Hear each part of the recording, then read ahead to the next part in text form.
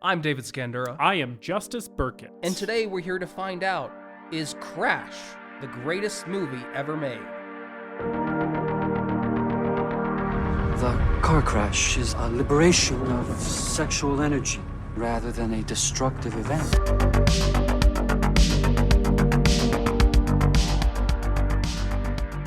Welcome to the greatest movie ever made, the show where we watch a movie and tell you if it's the greatest movie ever made. Yes, that's what we do here. A movie that is so thoroughly entertaining and compelling that while you're watching it, it's the only thing that matters in the world. I did that in the middle because that's how everyone in this movie talks. Yeah. Because everyone speaks very quietly and subdued in this movie, even though really intense, emotional, destructive things are happening that are blowing up their lives. They're all just kind of like, yes, I would like to see what his penis looks like. Yes. Yes, I'm James Spader, and I am sexually attracted to car crashes, and I can't speak louder than 40 decibels. I didn't realize that James Spader was so hot until I saw this movie. Little baby James Spader's looking good. Yeah. Yeah. Holly Hunter, too. Oh, yeah. I mean, but Holly Hunter's never looked bad. No, she's great, but I've never seen her in like a role like this, which is kind of, subversive and unlike a lot of the other roles I've seen her in. Yeah.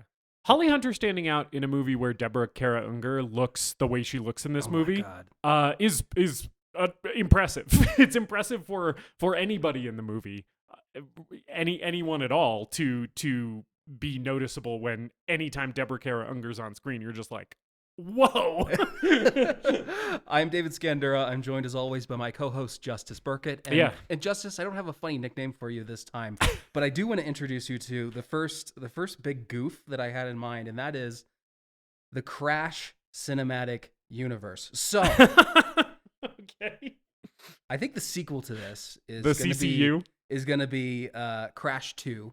Aces High. I think this is the one that's like most clearly suggested by this film because James Spader and Deborah Unger are in this relationship, and Deborah Unger is getting her pilot's license. Right. So the next one is just Crash with Planes. Okay, yeah. So it's now the stakes are higher because it's planes instead of cars. Yeah. What we're dealing with. And I think it ends with her getting her like commercial pilot's license, and it's like on a Boeing 747. And she and James Spader are flying and having sex. And there's also like an orgy happening in the passenger lounge in the back. That's a sequel. Do you think Harrison Ford has a fetish for plane crashes, and that's why he keeps crashing his fucking planes? Do you think he's getting his rocks off, and that's what that's about? It's weird. Like, I love Harrison Ford. I love that he loves to fly. Hasn't he crashed more than one plane? Oh yeah, several. Right. So I'm just like, either it's a sex thing, or maybe you should go back to pilot school, Harrison Ford. Maybe the next one. Or maybe he should just stop drinking while flying, which is what, or smoking weed while flying, which is what I sort of assume is happening. So then we have Crash 3, Sink, which is Crash with boats. Yeah. Right. Crash, maybe there's like a submarine thrown in there. Yeah. Crash 4, Off the Rails, which is Crash with Trains. Train, yeah. Basically also Snowpiercer. Just imagining James Ballard from this movie watching the end of Snowpiercer and like furiously jacking off. Oh, the train's crashing! Crash 5, Blast Off, which is when the series like officially jumps the shark and we go into space. We go to outer space. So then they're crashing spacecraft. Yeah. So then we have to have the reboot, which is of course called The Crash. Yes. And then we have Crashes, which is the sequel to the original that ignores all the other movies. Oh, right. Yeah. And so in that one, it's only a sequel to Crash, and our main character are like the Ballard, like the Ballards have had a kid. Yeah. And that kid is now grown up. Yeah. And they've found that they're also sexually aroused by car crashes, and they have to like reckon with like the legacy stuff of that, And then the Amazon Prime miniseries Crash Generations, which I think is going to be like tracking Vaughn's ancestors throughout time. So we have like a horse and buggy. Carriage crashes. And It's all the ones that you can't really do a whole movie out of. Yeah, it goes all the way back to like the Middle Ages, and where this all started is just one of them was a jouster and just got his boner mixed up with his lance. You know what I'm saying? And he was like, oh, like we're riding at each other on horses and smashing into each other, and I'm creaming my fucking what are the metal pants that knights wear? My fucking I don't know. My chaps, my codpiece. Right? Yeah. There you go. I don't know. Yeah, we have a horse and buggy, Model Ts, maybe like tandem bicycles. I think what's happening concurrently with this film is Vaughn has like a cousin somewhere in like Alabama, who's doing this with monster trucks. The monster trucks thing makes a lot of sense. I thought you were gonna say those little like swamp boats, with the big like propeller things on the back, just crashing those into each other. That'd be sick. Do you think that there's like one of the members of this fetish community who's just like is totally in love with car crashes and has it as like a something that they need to nut? Do you think any of those people are like carnies who work the bumper cars? They're just watching all these people driving these little bumper cars and bumping into each other, and they're just like, yeah. Justice, how are you doing? I am doing pretty good. I have been continuing the theme of this year, which is busy week, but I feel like I'm sort of on top of it. The thing that I'm kind of wrestling with this week and is sort of stressing me out a little bit is I'm very afraid of losing the momentum. I feel like I've been productive and been very on top of my shit, and I'm getting like a lot of anxiety about like I have to keep this going or else I'm going to get behind and then everything's going to fucking suck. Right? So good, but also kind of like anxious about just like I'm very keenly aware that it is fully within my own control to continue being on top of my shit, and that's kind of a scary feeling sometimes. So, but overall, pretty good. I do also have a media recommendation this week, which is I listened to a metal album called Unnatural Providence by the band Head in Hand. They're sort of like a doom/doomgaze band from Boston. I've also seen people categorizing them as sludge metal, but to me, they're pretty squarely within the doom metal camp. And really fucking great album. It came out last year. Flew under my radar. I hadn't heard it before. It kind of just came up in like recommendations for me on one of the music streaming platforms. And I was like, hey, cool album cover. I'll give it a listen. And I listened to it and I was like fucking blown away. It's really, really good shit. I like the heavy, crunchy riffs contrasted against kind of these glittery, shoegazy passages with like clean, kind of ethereal vocals. Very good vibe. So recommend that for anyone who has a taste for that type of music. David, how are you doing? I think I lost the momentum this week that we're talking about. I think it's the theme for 2024 has just been I'm just having a bad time. I'm sorry about that. Yeah. This week I didn't go to the gym at all. I just lost it. And this was like the end of this current workout cycle. So this week was like do your maxes and stuff. It's supposed to be like the peak, yeah. And I just couldn't drag myself there. Yeah. And then I had a quick trip to Phoenix where I went down and back. And I'll talk about that in a second. But on the way back, my one of my tires split. Ugh. But like I made it all the way back home and didn't find out until later. So yesterday I went to go get the tire replaced and ended up getting both tires replaced because that's what you're supposed to do. Yep. And just $300 just vanishes from my bank account. So I'm tired. I'm sick of this. I'm depressed and annoyed, and my finances are just not where I would like them to be. And just kind of one thing after another. Just a lot of little things pissing me off and annoying me and making life more difficult. Yeah. But I did drive to Phoenix to meet with a friend, and that was great. That was the highlight of the week. And we had dinner at the Rainforest Cafe. I've never been to the Rainforest Cafe. I went a lot as a child. Yeah, so the Podmaster did too, and she found a video on YouTube where a guy goes to every single rainforest cafe in the US and Canada and does it as like a road trip. So basically it's a road trip where every day or 2 days he's eating at the rainforest cafe. One of the funniest YouTube videos I've ever seen. Yeah, I saw that. Yes. So when we were talking about places to eat, and she suggested the places around that mall. She said the Rainforest Cafe. I didn't want to admit it, but I knew in my heart it was probably going to be that. And so we went, and then we saw Dune Part 1 in IMAX, which, despite having not so great seats, was an incredible experience. I'll save my thoughts on the actual movie, other than like it's a good movie and I like it. Because I don't know, maybe we'll talk about that soon. Yeah, maybe we won't.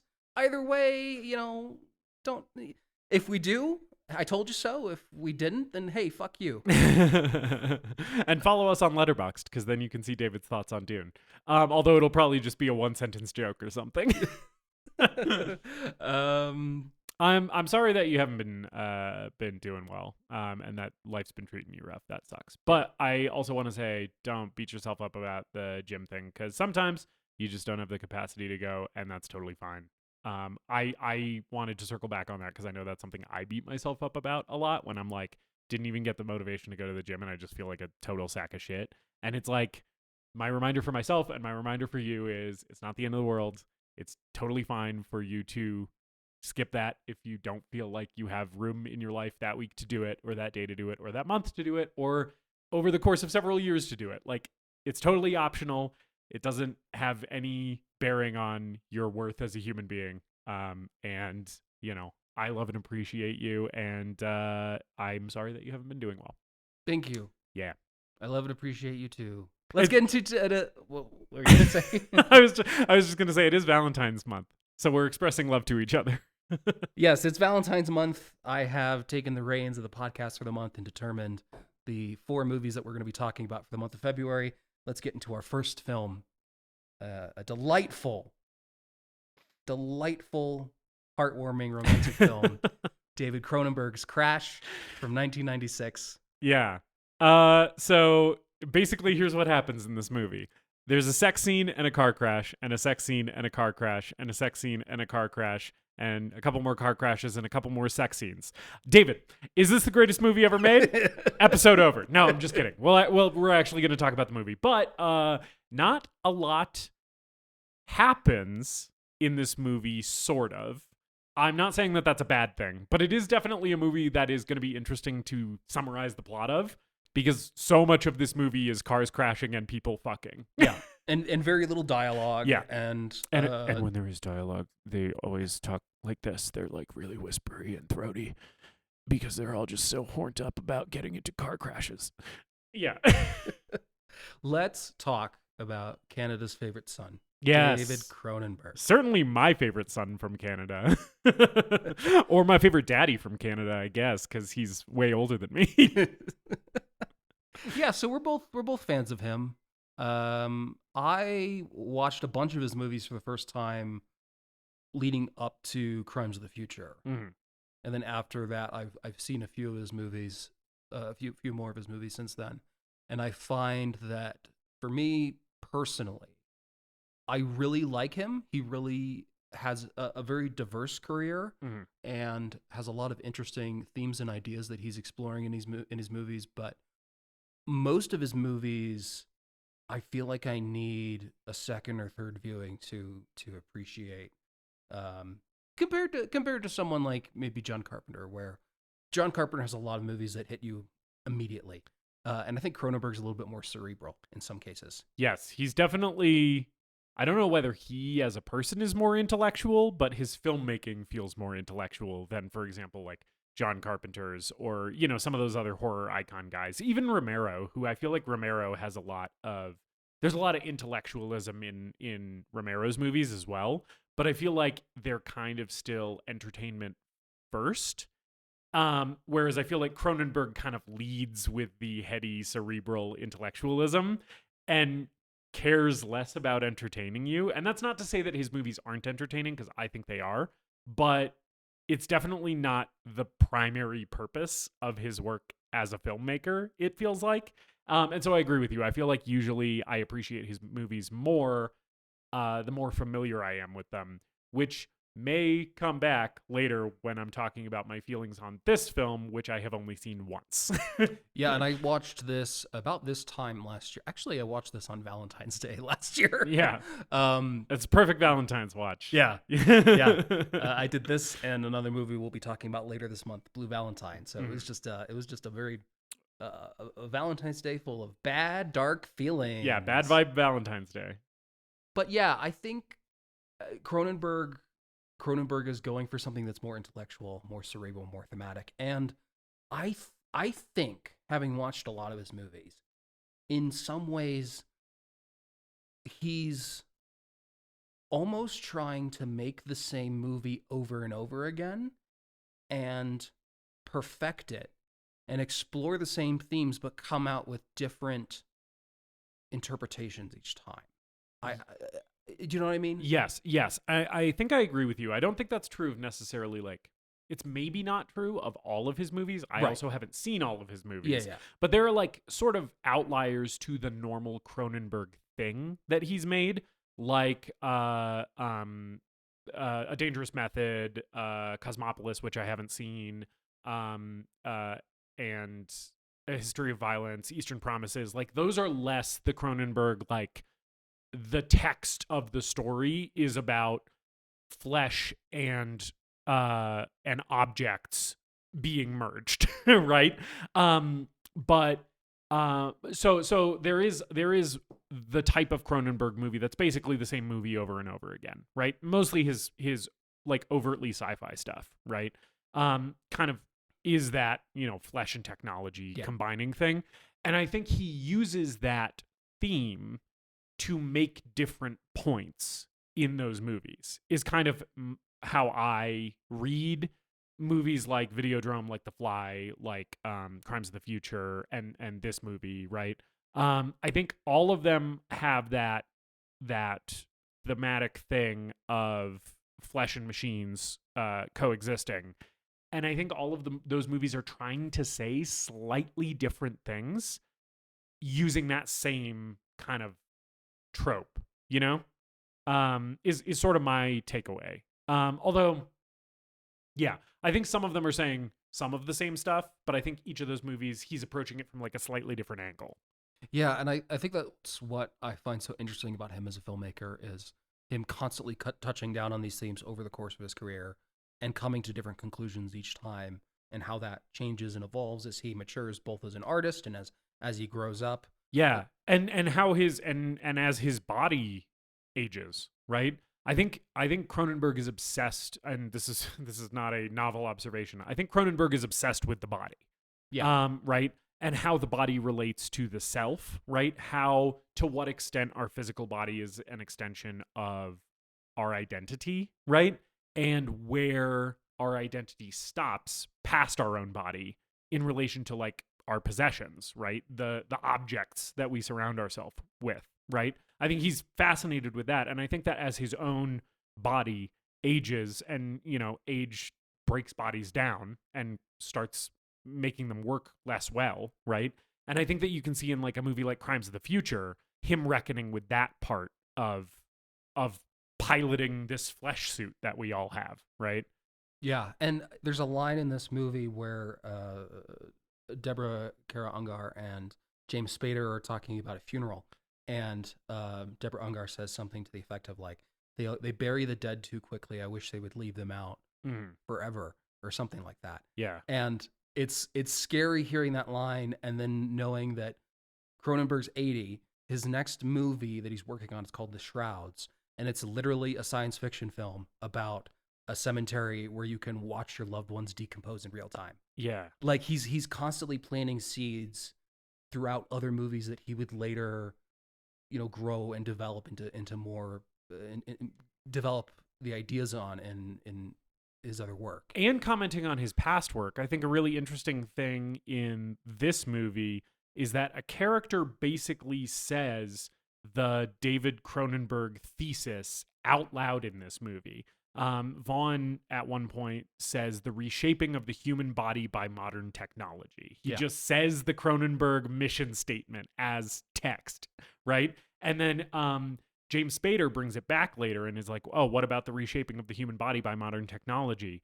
And Vaughn's like, oh, that's kind of sci-fi horse shit, right? That's not really what it's about.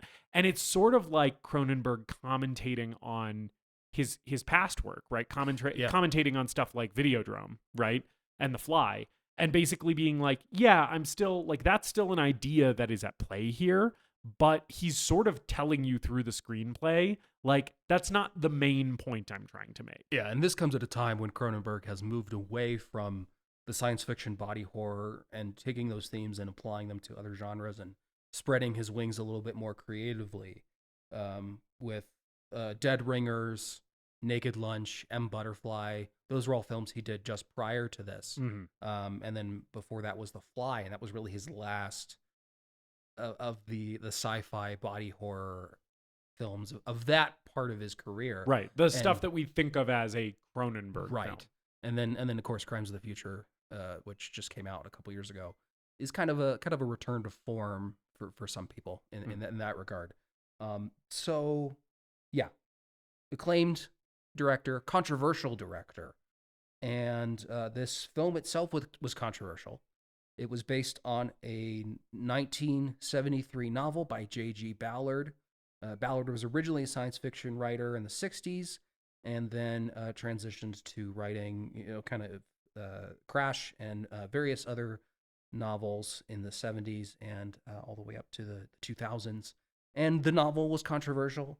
And then when this film released at the Cannes Film Festival, it was awarded the special jury prize. And Cronenberg believes that Francis Ford Coppola, who was the jury president at Cannes at this time, didn't like the movie. And other members of the jury banded together to give it the award, and Coppola refused to present it to Cronenberg as a result at the festival. That's the rumor. There was like a committee mutiny against Coppola. Yeah. Which is weird because in his own way, Francis Ford Coppola is also kind of a horny little freak. I'm not really sure what his problem was with this movie, but I don't know. His alleged problem was with this movie. Yeah. This received 6 Genie Awards from the Academy of Canadian Cinema and Television, but there were attempts to ban the film in the UK due to the sex scene with Gabriella because they deemed it to be offensive to people with disabilities. But that did not go through. And then Ted Turner refused to distribute the film in the US, but eventually it released in spring 1997, and tons of other controversies around the world and alternate cuts and everything. Definitely a divisive film at its release, but I think these days is seen as one of Cronenberg's best films. Yeah, definitely has benefited from the, time has been kind to this one, I think. It's one of those. As opposed to the other film titled Crash, which time has been very unkind to, and most people agree is a big old pile of stinky doo-doo.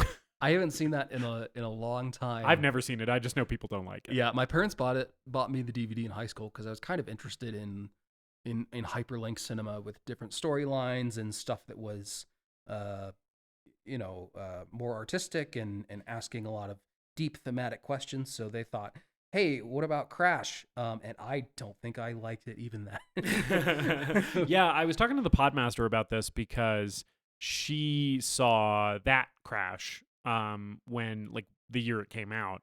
And I was talking to her about how this movie, the 1996 Crash, is sort of the now regarded as the good one, and the other one, and they're not related in any way other than the titles are the same, right? But like the other one is regarded as kind of the bad one. And I was like, basically saying that that's how people view them now. And she's like, yeah, I don't remember people really liking it that much then either. And she was like, I didn't like it. So she remembers it very well. Like, it made an impression on her, but she doesn't remember it as being like a good movie. So yeah, and it won Best Picture. So anyway, this isn't the Crash 2000 whatever episode. 2004? I don't fucking know. 2005? I don't know. This is the Crash 1996 episode, so we can get off that topic. Let's go ahead and talk about the movie. Let's get into it. This is going to be tough because so many of these notes are going to be they have sex and there's a car crash. Right.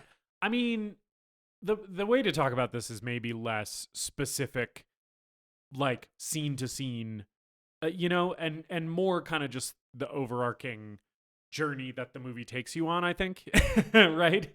In roughly linear order. Because basically what happens is like you're introduced to James and Catherine Ballard, played by James Spader and Deborah Unger, and they are in an open marriage, and both of them start the when I say weird fetishists,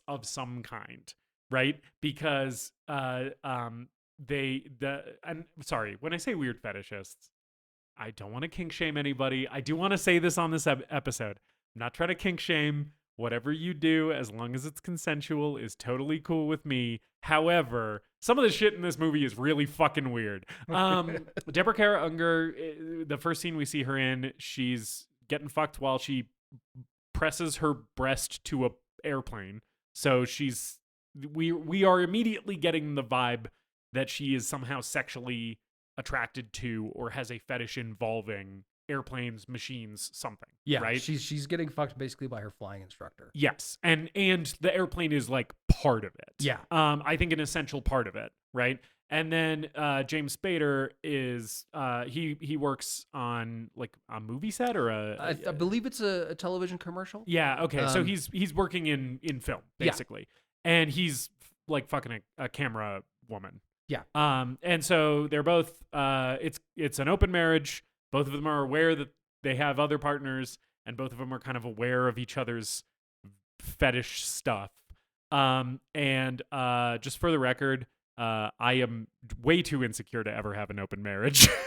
This is something the Podmaster and I have talked about before. Again, whatever you're into, whatever anybody's into, as long as it's consensual, that's cool. If you want to be in a relationship and also have sexual partners outside of that relationship, happy for you. Great. As long as your partner is down with it and you've talked about it and the boundaries are clear, you do you. But for me and the Podmaster personally, who have had this conversation, both of us would kill each other and ourselves. And we know that, so we're just never gonna go down that road. Because both of us are way too insecure. We both have like way too much of our self-worth wrapped up in like our relationship with each other to ever be like, yeah, let's like bring in outside parties into this. It's like, no, that is a recipe for me feeling like fucking dog shit. Anyway, happy for James and Catherine though, I guess. Yeah, they have a conversation on the balcony of their apartment, which I assume they just have this conversation every day, which is, who'd you fuck today? Right. And did you come? Yeah. And both of them are like, nah. And there's a line that Deborah Unger says that will come back later in the film where she says, "Oh, darling, maybe the next one. Maybe the next time you have sex with someone, maybe the next person you sleep with will be the one where you finally orgasm." Yes. Also, by the way, all of this happens after PowerPoint ass opening credits. I did want to briefly bounce back to the opening credits and just say that they look bad. They look like shit. You know, it's early CGI. Yeah. But I don't know. There's a vibe there that I kind of like. Sure. With the colors, and I think the music's great. Okay. Since you mentioned the music, Howard Shore, yeah, fucking popped off with this score. Yeah, I agree. I think it's one of his best, in my opinion. And he did like The Lord of the Rings, which I think in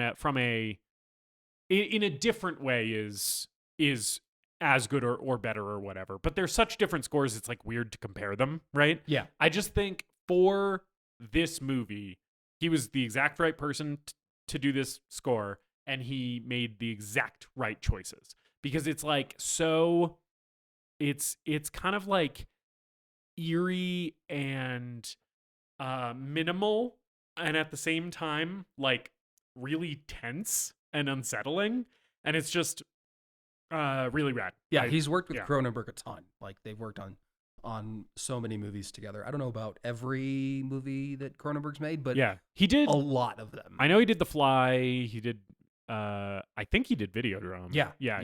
He did a bunch of them. Yeah. And this score is mostly just electric guitar. Yeah. With like reverb effects and delay effects and a really like bright tone, but it's playing very dissonant, minor, dark music. It reminded me of some of the music that David Lynch uses in Twin Peaks, both Fire Walk with Me and The Return, less a little bit in the TV show, but some of Angelo Badalamenti's stuff in Fire Walk with Me and The Return is a little bit like this, where it's that kind of like almost bluesy electric guitar, but it's like blues that sounds kind of off, it's really, really good shit. Yeah. So James is driving back to the set, and he's looking at some storyboards in his car while he's driving, and veers over the median into the far lane and crashes head on with another car. And the driver of the other car comes flying out of the windshield and lands in James's car. This fucking dummy just rockets through this windshield. It is primo dummy guy flying through the air shit. The Podmaster made me rewind this moment so we could watch it again. And then when it happened, she was like, yeah! She fucking loved it. And I loved it too. It is a really good guy going through a windshield. Yeah. The car crashes in this are all great. Yeah, they all look great. They're all realistic and like very low key. There's not a lot of like, it's not very Hollywood. It's not flipping and explosions and I think that's kind of the thing that works so well for me about the car crashes in this movie is they are not really very cinematic, right? And by that I mean the camera is usually either in or really close to the outside of the car, and it gives you the feeling of being in the car at the moment of impact, right? You're not watching it as like an eye of God outside spectator, right? From a camera that is placed somewhere far away from the impact. You're like, you feel it because he stays so close to the action as the car is moving and as the cars are colliding, right? And I thought every single time it happened in this movie, I was like, really good way to shoot this, because for this movie, it's what you need. And they're all at relatively low speeds. Like it's like at 40 miles an hour, 50 miles an hour, like right. The kind of speeds that you would normally drive through a city. And they're still visceral and like kind of hit you in the gut while you're watching it. And you see the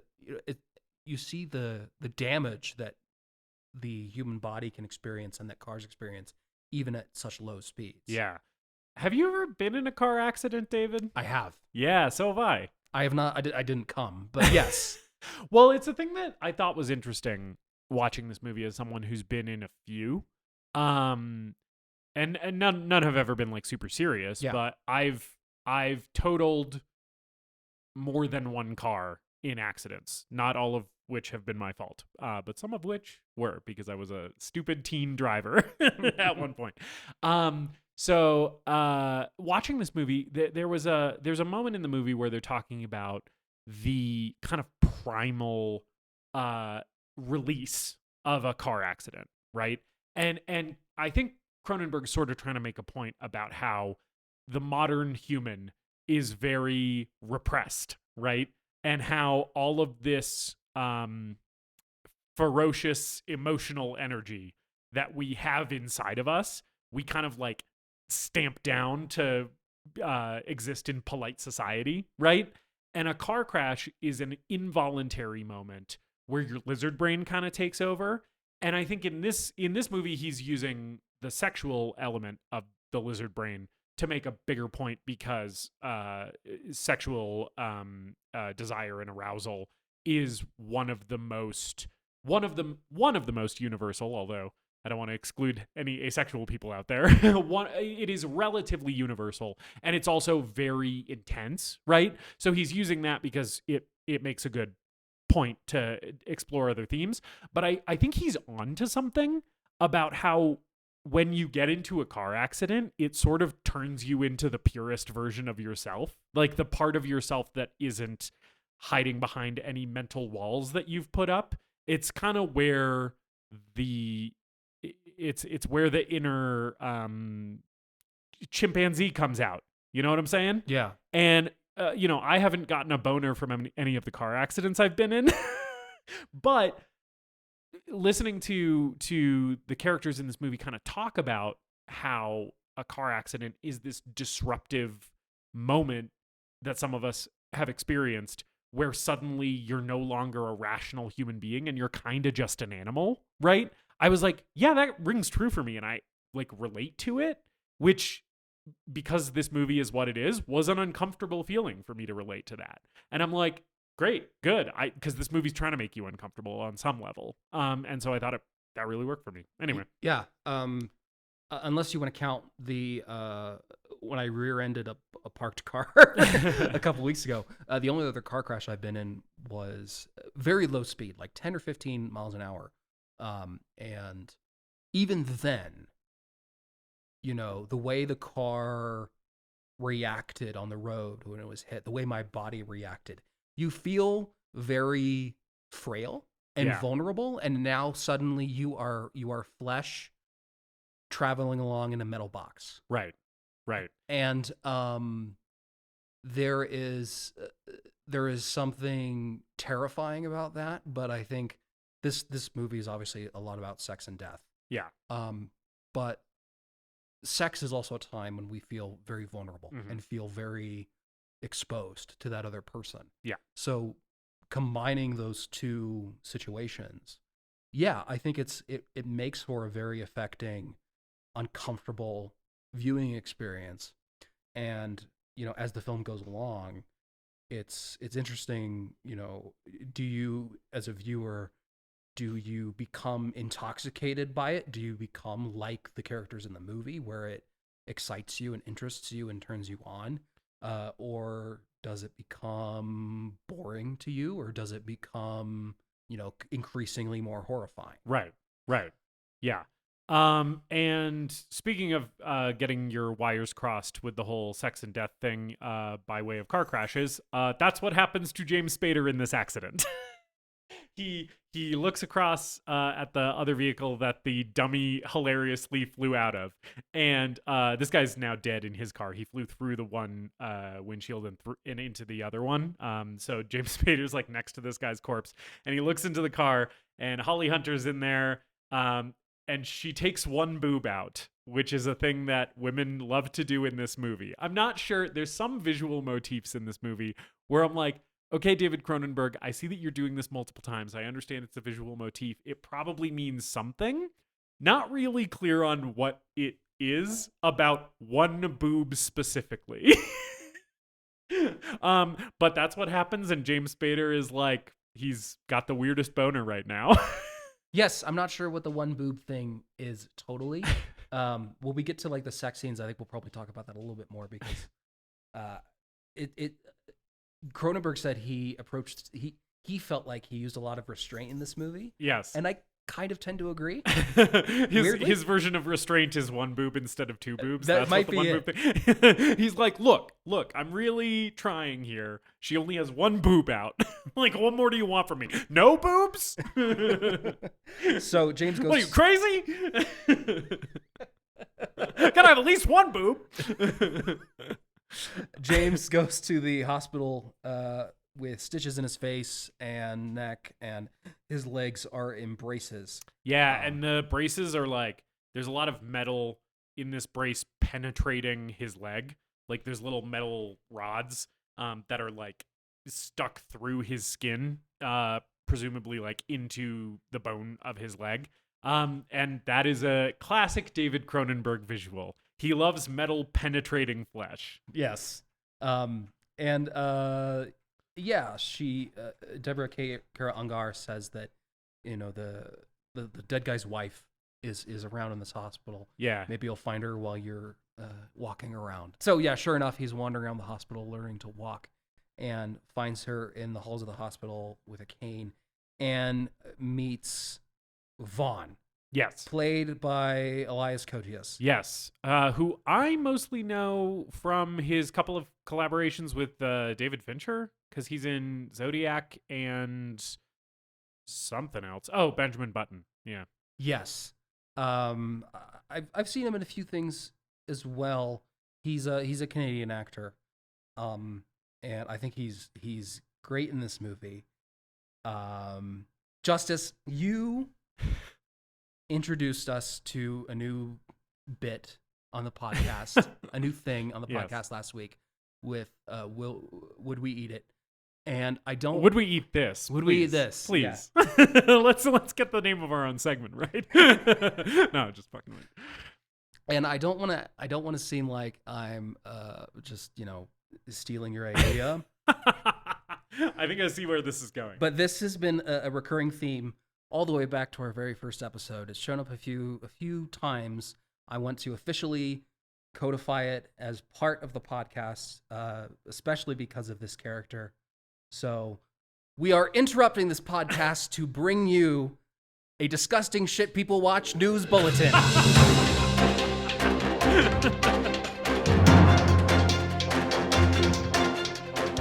Justice, yes, we have to talk about Vaughn. Yes, he is a filthy weird rat man. The thing about Vaughn is, I think the movie is doing this on purpose and executing it very well. He is simultaneously really sexy and really gross, which I think is the point, right? Right. But yeah, he's like super pale, and he's always got like dirt like under his, I think it's motor oil actually is what it's supposed to be, like under his fingernails. Like his hands always look like dirty and greasy. And yeah, Vaughn is a guy who definitely, I would give the advice to shave that dome, brother, because he's got some hair, but he's got a real thin spot up top, and he's keeping it close cut. It's like the Caesar cut thing where it's like super, super short. So he gets away with it, but honestly, just lose the hair entirely at this point, my man. He's also like all scarred up. Yes. Yeah. He is disgusting, like the most disgusting shit person that we've come across so far. Yes. Because I think there have been others like Chop Top who are entertaining and fun. Maybe not someone we would want to actually meet in real life. Yeah. However, Vaughn in this movie is just rancid vibes. Yes. All the way down. I can smell him through the screen like a lot of other disgusting shit people, and he smells like motor oil and salty cum. Yes, his car does smell like cum. That is something that is specifically called out in this movie. And this guy just gives me the creeps, and I don't want to hang out with him. In fact, what I want to do is like, you know how the Romans used to sew someone into a sack with like a dog, a snake, and a chicken and throw them in the river? I don't think I do know about that, but you just described it for me, so I have no follow-up questions. That's what we need to do with Vaughn. He's the guy. And I think this is the point of his character in the movie, because I think the car crash fetish community in this movie is sort of supposed to be like a heightened BDSM community, right? Like I think that's like a thing that David Cronenberg is kind of playing with. He's sort of the guy in the BDSM community, or just the guy involved in any kind of sexual activity who doesn't really respect boundaries and consent and stuff. He's kind of like, yeah, but you like it when I cross the line, right? You know? And the problem is that sometimes the characters in this movie, and also people in real life when interacting with that type of person, are like, oh, hey, yeah, it is kind of sexy when you cross that boundary without me giving you permission to. But then like sometimes it's really, really not. And he like doesn't respect the difference, right? Yes. Yeah. There's a point in this movie where he becomes very dark and predatory and obsessive. Yeah. And it's all about him. It's all about him, right? He's a narcissist, it seems like. And a lot of it is about him, his own sexual gratification. But I also think there's something deeper here where it's like he's sort of playing with all of these people's lives so that he can feel like God, which I think is also kind of a sexual gratification thing for him. Like, I think that's part of him busting a nut is feeling like God. Yeah. Right. But yeah, bad vibes. Not a guy you would want to have around. But it is a guy who James Spader ends up choosing to be around a bunch. In this first scene, though, when we meet him, he just seems like he like works at the hospital, and has all these pictures of like the injuries from the car accident. And he's like looking at James Spader's injuries and stuff. He's inspecting the scars and the braces very closely. Yeah. And get a big old pitch in a tent. Already just giving off the worst vibes possible. Yeah. Thank you for joining us for this disgusting shit people watch. Now back to your regularly scheduled program.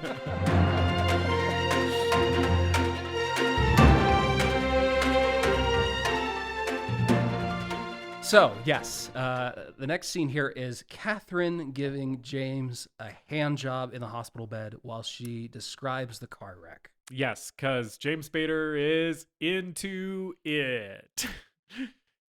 I think his thing in this movie is that he's more into the metal and the machines than he is into flesh. I think that's kind of that was my read on his part of this whole thing, is it really is the crashes for him. Yeah. Whereas for some people, it's kind of like the adrenaline and like the border between life and death.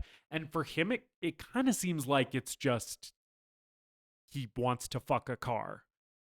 You know? Yeah, no, I think that's true. Because later in the movie he but just buys the same car again. He buys the same car, same color. The very end of the movie he buys Vaughn's Lincoln Continental from the impound lot and drives that around.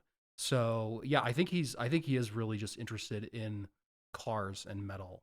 And that is the thing that is missing in his sexual relationship with Catherine. Yeah. So here's my question for you, Justice. Yeah. He's getting a hand job while Catherine is describing what the damage to the car is like in very explicit detail. Yeah. Is this kind of hot? This one for me, no. I will say it's going to be interesting to see where we differ and converge here. I think for me, there were 2 sex scenes in this movie that I found kind of hot, and all of the rest of them are sort of repellent to me. And I know that David Cronenberg crafting this film sort of intended, like you were saying previously, for different audience members to have different responses to all of the various sex acts in this movie, right? For me personally, there's 2 that are kind of hot. The rest of them, I was kind of like skeeved out a little bit in a way that I enjoyed. I like being skeeved out while watching movies. But this one, not really hot to me. I kind of think it's hot. Yeah. I kind of think it's hot. That's fine. That's your right.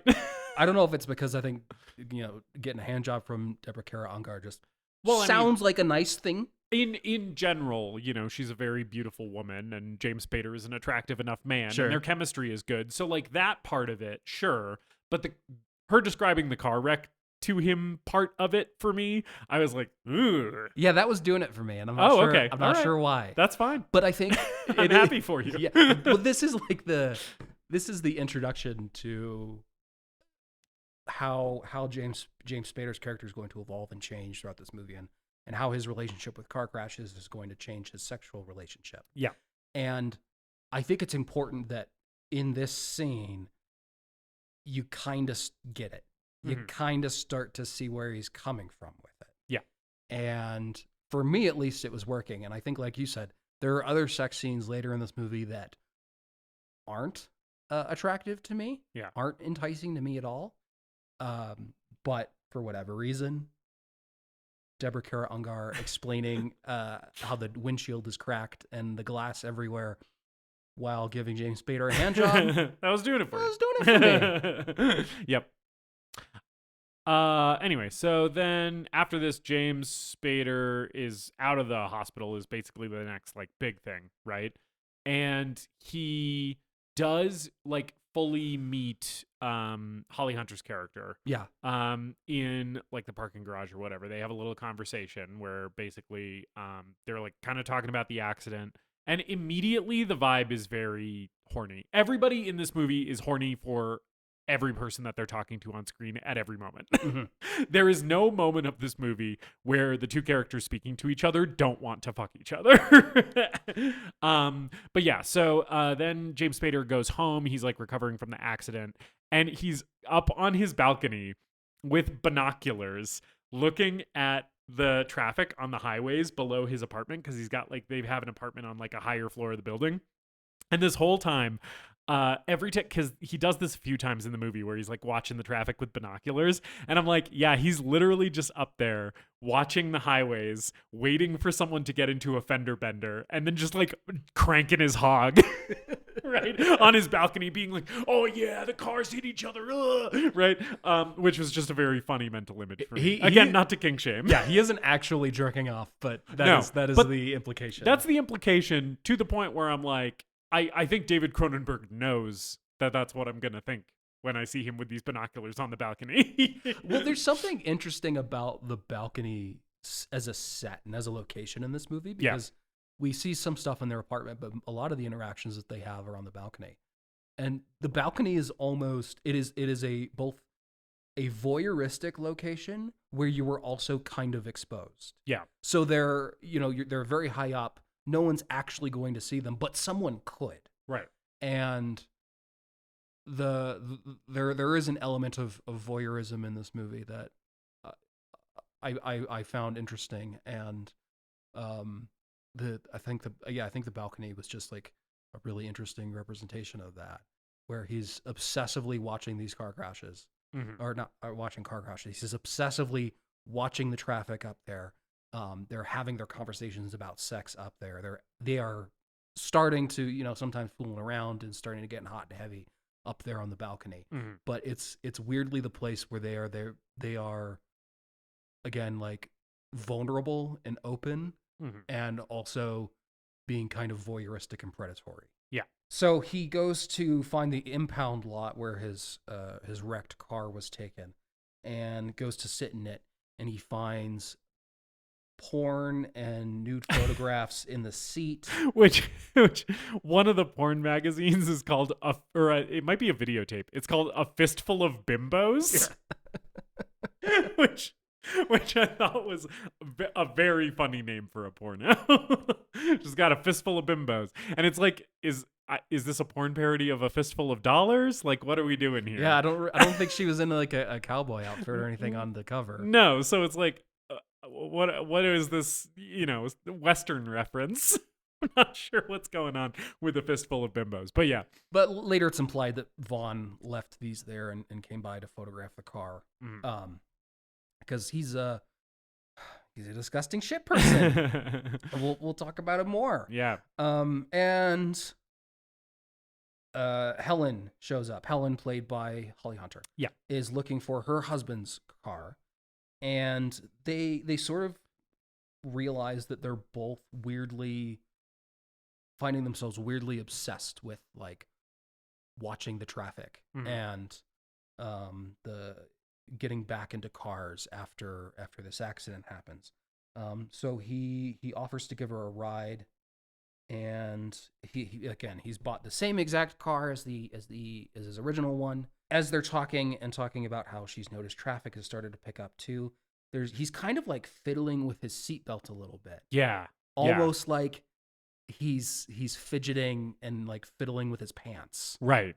And then he takes the seatbelt off, which I think is also kind of like a thing, because it's kind of because he's getting horny talking to Holly Hunter, and he's like, if I'm gonna crash this car, having my seatbelt on is gonna make me unable to nut, so I better take this off in case I end up doing a crash fuck here.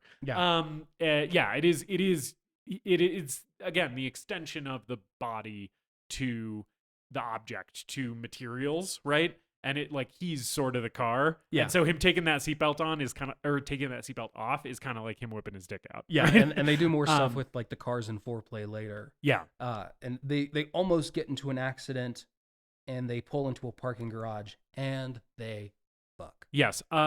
Which, by the way, them almost getting into an accident. The Podmaster did mention that is their equivalent of edging, which is correct. Yeah.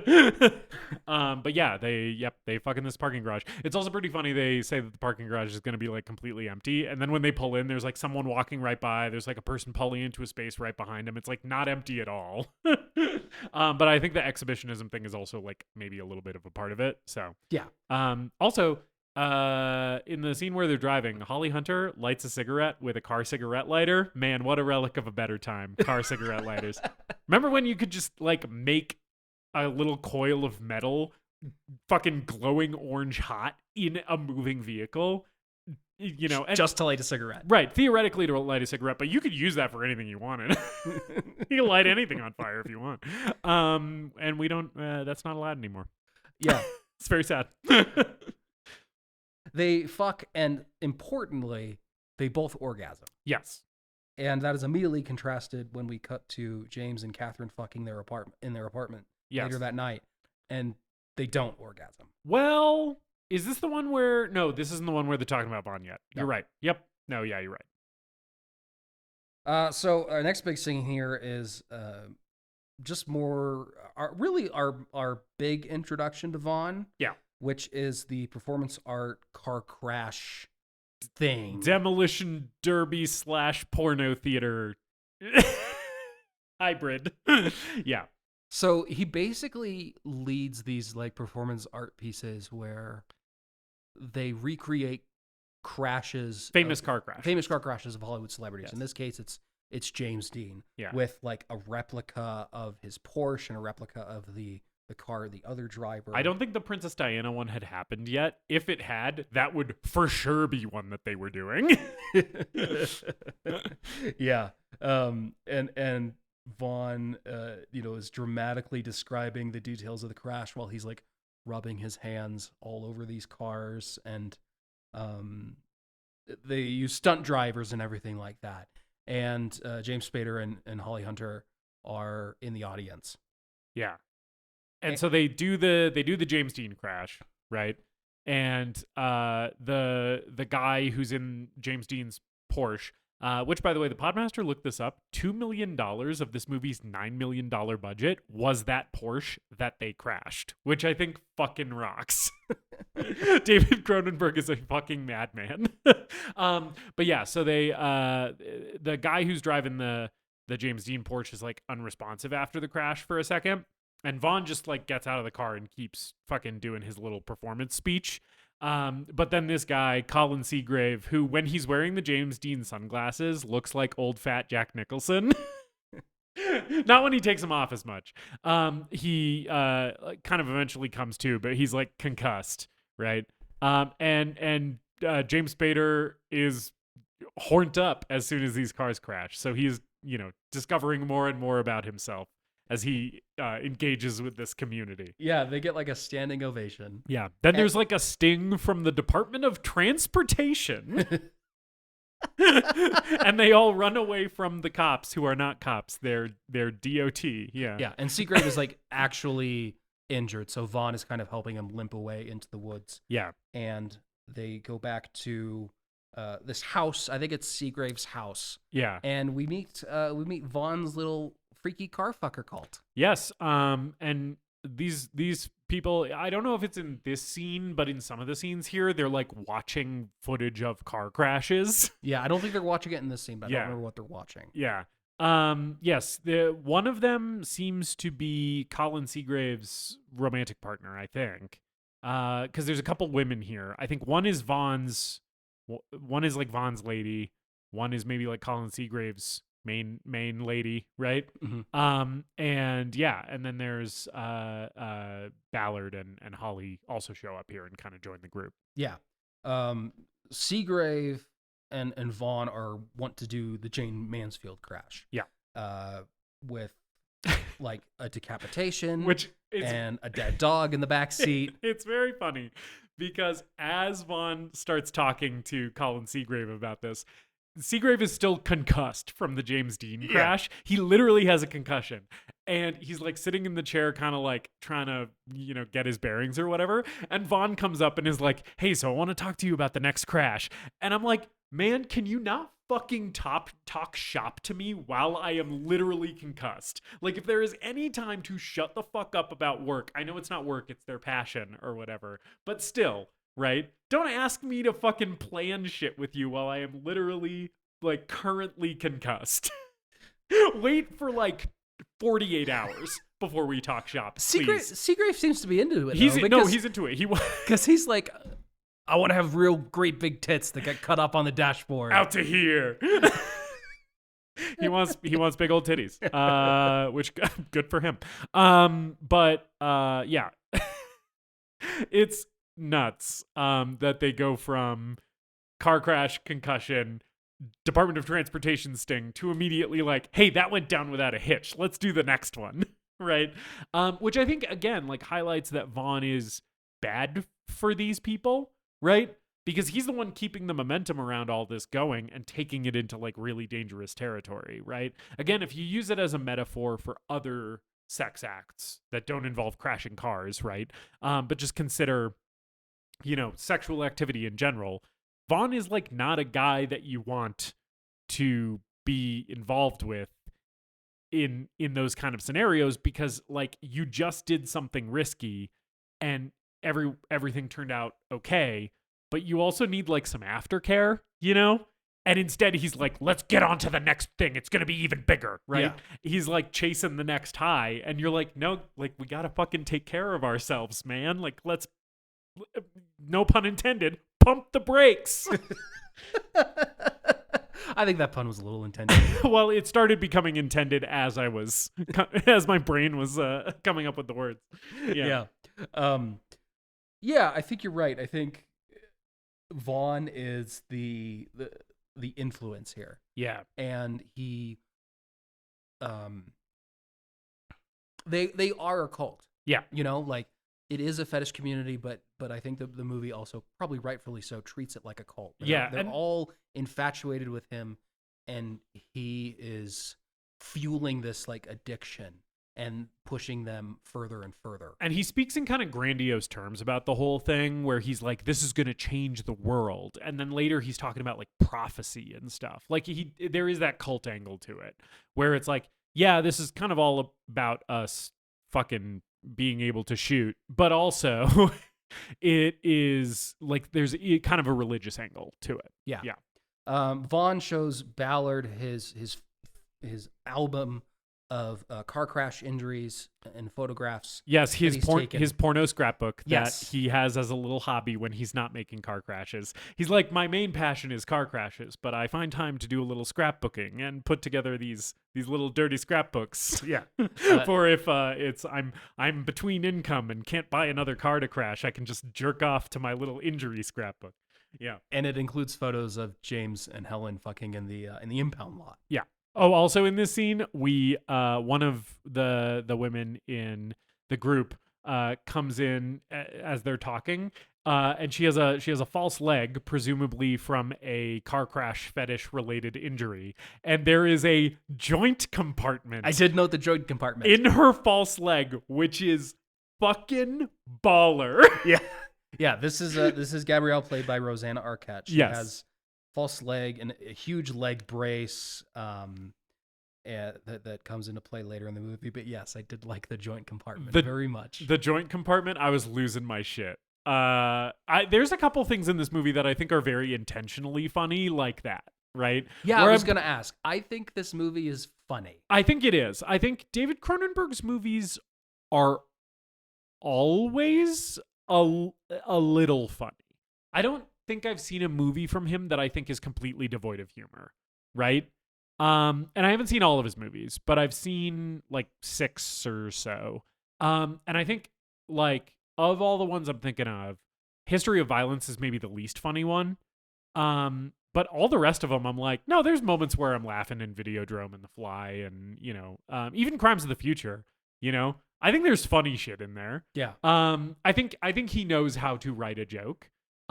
It's not, he doesn't make comedies, but I don't think that there is a David Cronenberg movie that's devoid of a sense of humor. So the next big thing here is James is following Catherine as she's driving around, and Vaughn shows up in his evil Lincoln Continental. his matte black, yes, evil Lincoln. This car Continental. is so fucking evil. It's a very evil car. It's an extension of him, right? Like it is, like the cars are for the other characters in the movie. Yeah. And he pulls up behind Catherine and starts driving really erratically.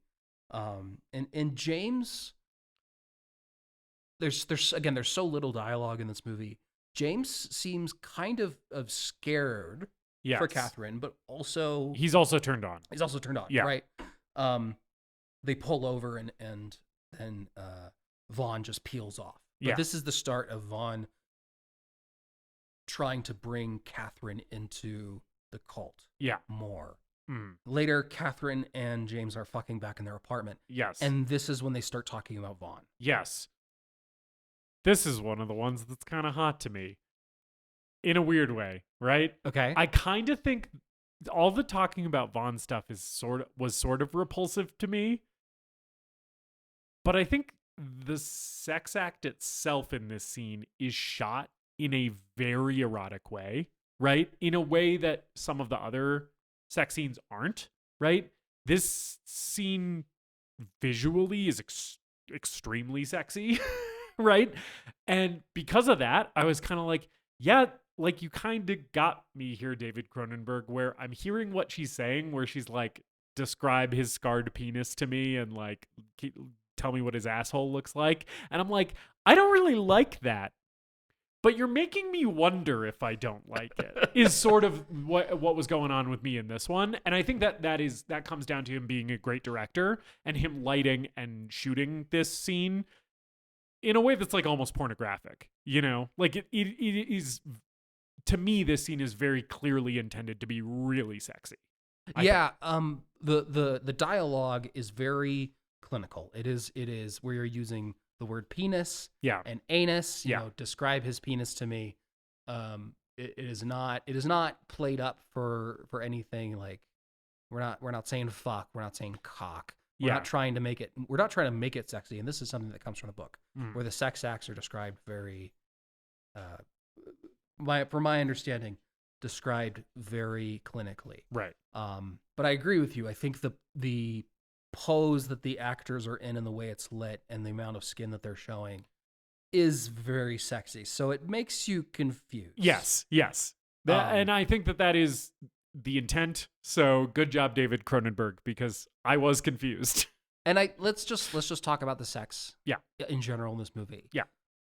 I think it is kind of restrained in a lot of places because you're right. I think everyone's only taken one boob out for some reason. Although you see all of Deborah Unger in this movie. Yeah, we do. There is no part of her that you do not see in this movie. You're right. But I think the scene where you see her fully naked is supposed to be different than the other sex scenes in this movie. That's correct. Although you do see pretty much all of her in the scene that we're talking about now as well. Yeah. There's like full frontal of her in this scene as well. Yeah, but they're on their side. And it doesn't count if they're on their side. No, I mean, like, I think the reason that people react to this movie so negatively is more so than the actual depiction of sex and violence in this movie. It's the idea of it. Right. Okay, that I can get behind. Yeah. I get where you're going with this, and I think I am now on board because I'm thinking about another movie that had a similar kind of divisive response in terms of like people were just so offended by the content, right?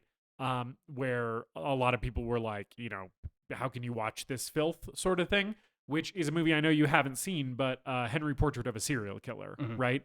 And when you watch that movie, it's not super explicit, right? The things that you actually see are not, it's not, you know, pornographic, right? There's a lot that is left to the imagination, right? A lot that's implied. But what is being implied is the thing that people take very strong exception to in that movie. Yeah. And so I think I agree with you that this movie is kind of on similar territory. It does show a lot, right? I definitely don't think this movie doesn't show a lot, right? But you're right. You don't see any cocks flopping around or anything. Yeah, I mean, I am thinking of like Game of Thrones. Yeah. And how how prevalent nudity Right. and sex was in Game of Thrones. And Right. like, You're definitely not seeing more in this movie than you would be seeing in Game of Thrones. That's true. yeah. Yeah. In Game of Thrones, I think a lot of the sex in that show is rape and assault. Right. And violence against sex workers and Right. stuff like that. And This movie doesn't have very much of that. yeah, we dip into some questionable stuff towards the end. Yeah. But it's not to the level of something like that. So I think it is just the idea of having sex in a car crash that turned so many people off and Right. made them the react. taboo so, of it was uncomfortable for people. right. Yeah. I think when you actually watch the film, that's kind of the magic of it, is that the horror of this movie lives more so in your mind than it does on the screen. That's true. That's true. As all the best horror does, I think. Anyway. So in this scene where Catherine and James are fucking and they're talking about Vaughn, they're talking about his big car and has he fucked women in his big car and his car smells like cum and all of this stuff. And they orgasm. They orgasm during the sex, and this is very important. Yes, that's one of the reasons this scene's hot to me. Okay. Because I was like, oh, they both finished. That's nice. well, and this is where they decide that they need to incorporate Vaughn into their sexual relationship as well. Right. Because the sex is important if you pay attention to it. Right. And in some ways it is where we see character motivations more than anywhere else. Yeah, no, I would agree with that. It's definitely when the characters are being their most authentic selves in this movie. Yeah. Yeah.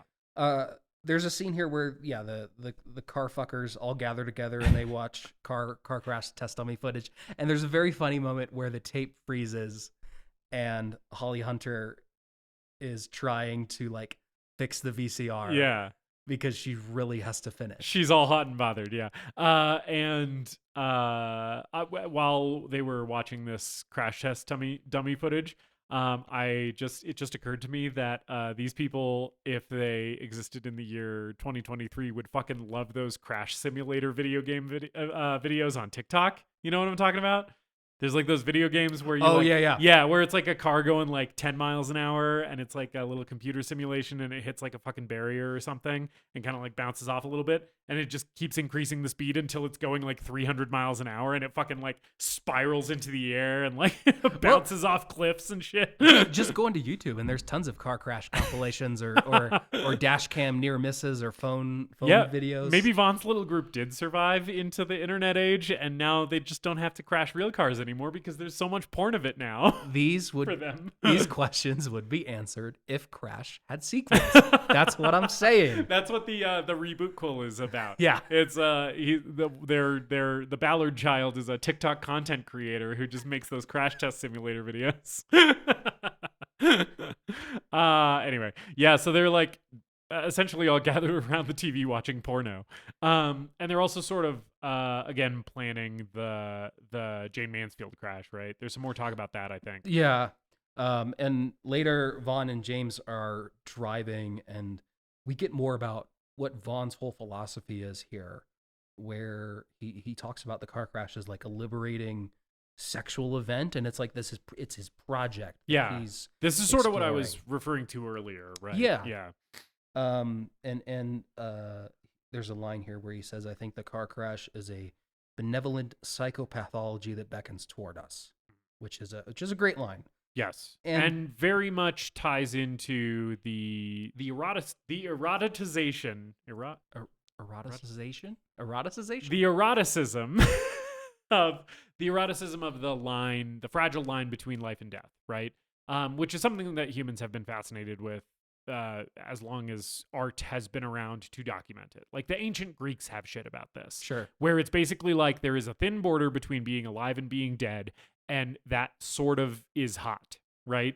And the stuff that Vaughn's saying in the scene, I think, is where I started picking up on that as the major theme of this movie, right? Because it was in my head as like, okay, this is one of the things that this movie's about, and then in this scene where he's talking about this, I was like, oh, this is the thing this movie is about. Is basically about the thin line between life and death, the eroticism of that, and how the eroticism of that in the modern world, like a postmodern version of that, involves our objects, our technology, our machines, because they have been so intrinsically tied to our own identity, our own value, our own self-worth, and we depend on them and rely upon them so much, right? So yeah, that's just a thing I was thinking about in this scene as he was talking about that, is I was like, oh yeah, this is basically the point of this movie is basically if you stare into the void, it will stare back into you, and then your pee-pee might get a little bit hard from that. Right. Yeah, and it's also about the way that car crashes have infected popular culture and captured the popular consciousness. Yeah. In this scene, they talk about how part of Vaughn's like fantasies is to drive a car with history, a car that a celebrity has crashed in, and James Spader kind of deduces that the reason he drives a Lincoln Continental is because he sees the JFK assassination as a car crash in its own way. Right, a type of a car crash, yeah. And I find that really interesting because I think about how the JFK assassination like changed an entire generation of people at this time. And even I mean, we are a culture obsessed with death, and we are also obsessed with people who push things to the extreme. Yeah, and we sort of like idolize that. Yeah. Yeah. So they pick up a sex worker.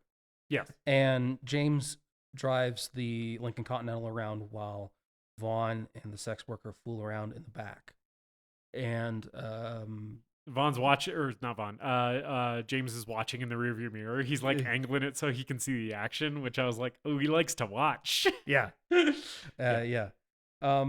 This is again, I think we're starting to see Vaughn as a bit more predatory, as a bit darker of a character. Yeah, although like nothing that he does with the sex worker seems like non-consensual, right? And she kind of seems like she's enjoying herself. Yeah. But yeah, there is definitely a darker tone that starts showing up here.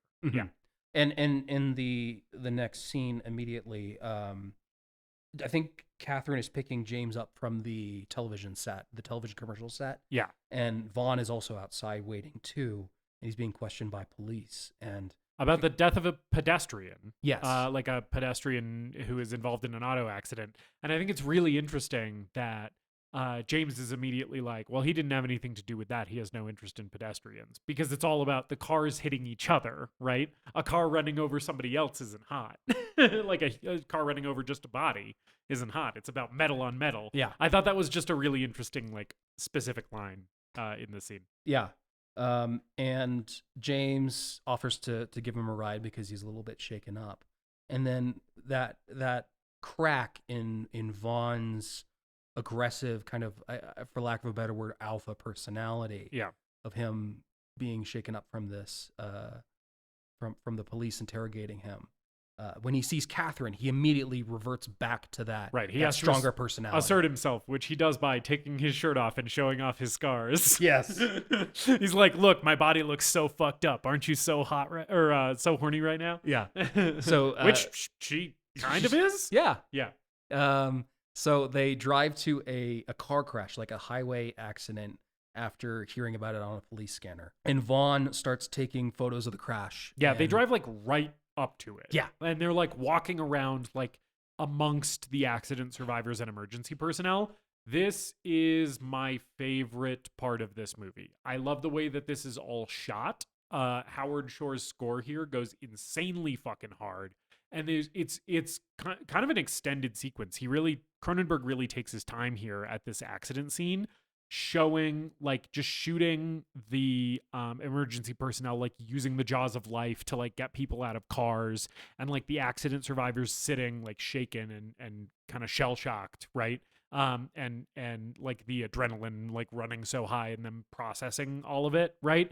And then these fucking sex weirdos walking around and getting all hot from all of this, right? And I love the way that Cronenberg kind of contrasts the horror and the trauma of the accident scene with like their excitement, with like Vaughn and James and Catherine's excitement around it. I think it's the perfect kind of wordless encapsulation of what the movie is about, is this little movement here where we're just kind of exploring this accident scene, and the set piece just looks great as well. Yeah, it's very surreal and very quiet, yes, which I like. Dreamlike, yeah. And I haven't been in an accident to that level, but I can kind of imagine it maybe feeling like that. Right. And there's a great scene where there's a woman who's been in the accident who's just sitting on the ground. She's covered in blood, and Catherine sits down next to her. Mm. And is looking directly at her. Yeah. Like watching, like studying her. Yeah. Yeah. And it's very chilling to me. Yes. And I think this whole moment fucking rules. Yeah, and it's beautifully lit. The score is great. Just the staging of the props, the cars and the wreckage and the personnel, and it's all a really, really well done sequence. Yeah. And Catherine hasn't really had her car crash yet. So Vaughn starts taking photos of her near the cars, in the cars, doing a little photo shoot. The emergency personnel don't say anything about this or try to stop them, which I understand. They're like actively trying to save lives, so maybe they're not noticing it or paying attention to it. But it would be really funny if someone was like, "Hey, what the fuck are you doing? Yeah. Get out of here!" Yeah. And it seems like a couple of people are dead. Yeah. They pry a woman out with the jaws of life, and then we find out that Seagraves is the one responsible for the crash. Yes, he did the Jane Mansfield crash with the chihuahua in the back seat and the wig and the big old titties. Yeah. And Vaughn is like, "Oh, you son of a bitch, you did it without me." And he's like, the vibe is he's sort of disappointed, but also impressed and proud is kind of the vibe. Yeah. Right? Where he's like, "Oh, this is beautiful. Like, you really did it." And he's like, "And I missed it," is sort of his like, that kind of the energy. Yeah. Which is very fucked up and weird. Yeah, I agree. And Seagrave, to be clear, is dead. Yeah. Yeah. And so from there, Catherine is very interested in all of this, having been at this crash scene, right? They go back into Vaughn's car. James is driving, and they go to the car wash, which the only thing I was thinking about in this scene was went to the car wash today, because I do a running bit on my Twitter where when I go to the car wash, I photograph myself making stupid faces like I am terrified of the car wash machinery. But that's not what they do. Instead, Vaughn partially consensually has relatively rough sex with Catherine. Yeah. Yeah. It's like, it's an interesting thing because I don't think the movie is interested in making it clear to you whether this is rape or not. Right. Which is obviously for a purpose. And it just makes you feel very uncomfortable as a viewer, right? Where you're just like, I don't really know whether a line here is being crossed or not. And the movie's kind of like, what do you think, person watching this? Yeah, and there's no music during the scene. Yeah. All you hear is the machinery of the car wash, and it gets louder as the sex gets more intense. And you also hear the human noises as well, right? Yeah. I think this is a really well-directed scene because it is so ambiguous. Yeah. It definitely is the part of the movie where I felt the most upset and repulsed and uncomfortable, again, in a way that I think is a positive for the movie, because as a viewer, I like feeling those things when I watch a movie like this, right? But I was just very like, it was upsetting. Yeah. And Catherine is like kind of reaching out to James while this is happening, and there's no one saying anything. There's no words. Nope. So we don't really know what she's doing.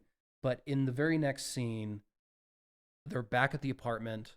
James and Catherine are back at their apartment. Catherine is completely naked. Yes. We see everything. Yes. She's all bruised up. Yeah, she's covered in bruises. She's got a big handprint on her thigh. And James is just like, they're just kind of holding each other. Yeah. And James is kissing her bruises and kissing her body very tenderly. Yeah. And not sensually, not sexually. It seems like he's trying to comfort her. Right. So that kind of informs how we're supposed to interpret that last scene, I think. Right. In a way where I'm like, but again, I think there's two interpretations, right? Right. It's like, is he doing the aftercare? That was something she wanted, but she also needs to like recover from it, right? And so James is responsible for the aftercare, right? Or was that trauma and he's trying to help her heal? Yeah. Right? And it's like, it could kind of be either one. And I kind of think for Catherine's character, it's maybe a little of both. Yeah, and despite the fact that James is our main character, I think Catherine is almost the audience surrogate in this. Right. Because James kind of openly embraces this new fetish, this cult, or whatever you want to call it. And Catherine gets kind of seduced into it more so than James does. Yeah. By Vaughn. Yeah. And by James. And because this latter part of the film is so focused on Vaughn's relationship or obsession with Catherine, it establishes more of a conflict. Right. And puts the events, again, makes the events a little bit more ambiguous, but we start seeing more of that predatory side of Vaughn really come out in the way he preys on Catherine. But again, it's something that you can interpret because also we don't know how James feels about this. There's plenty of scenes of James just watching Vaughn do this to Catherine and either is letting it happen because he likes it, right, feels like he's powerless to stop it and dislikes it, or a bit of both. Right. So yeah, then the next main thing that happens is James goes to a car dealership with Rosanna Arquette's character, whose name I don't remember. Gabrielle. And they're picking out a new car, which, by the way, okay, a thing that I was thinking about throughout this movie, but especially in this scene, very expensive fetish to have. Oh, yeah. Because you have to keep buying cars, but also on top of that, auto insurance is going to be fucking insane for these people. Absolutely. You're going to be getting canceled by carrier after carrier after carrier. Your rates are going to be through the fucking roof.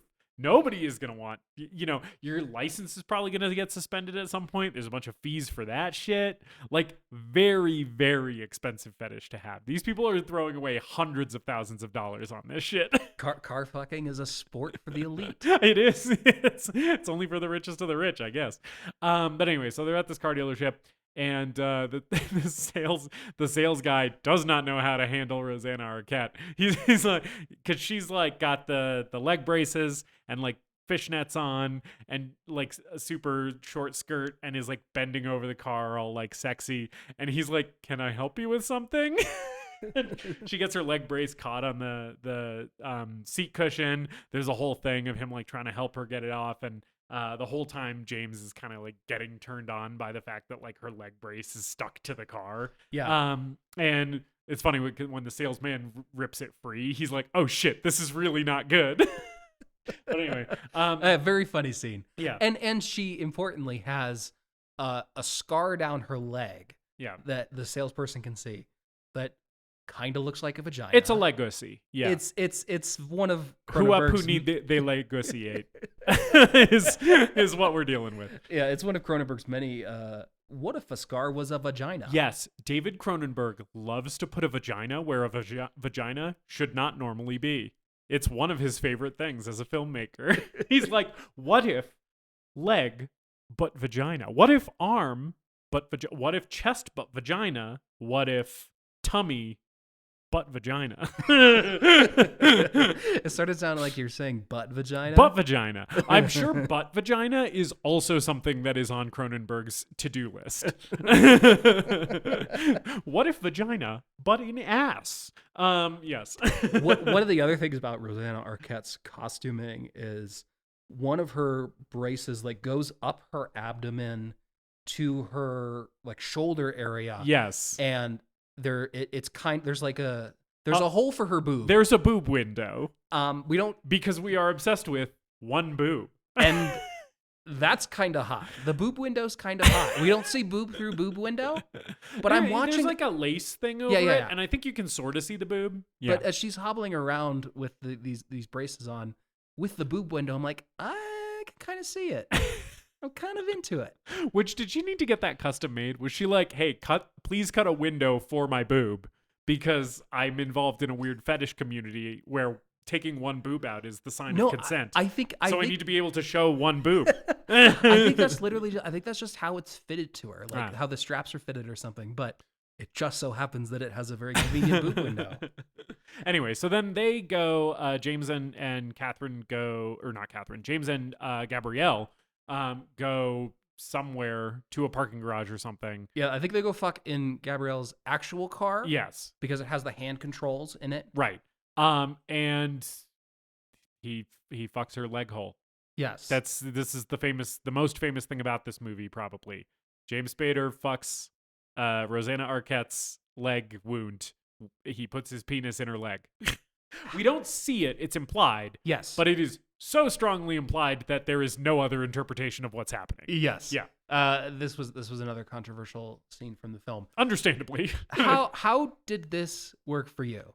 Well, if you're asking if I found it hot, the answer is no. not that. Right. Is it? Did you like it, or were you shaking your head like, okay, Cronenberg, I get it? Oh no. This I think worked for me. Okay. In terms of its place in the movie, fitting into the themes, all that stuff. I feel like that totally worked for me because basically the way I read this is, I think Ballard has gotten to the point. James Ballard has gotten to the point where he is his ability to be aroused and his sexual gratification is simultaneously more important for him than it's ever been in his entire life. And he started the movie as an extremely horny little freak, right? But he's like, now it's like he basically must fuck or he has no purpose, right? Is where he's at, right?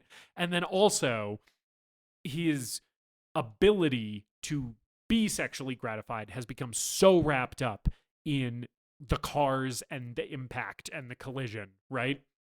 That it's like the only way for him to have sex with a woman now is like it has to be an injury you got in a car accident. He like has to find a new hole. Right. Vaginas don't do it for me anymore because you were born with that. I need something that like metal put into you, right? Is kind of how I feel about this moment, right?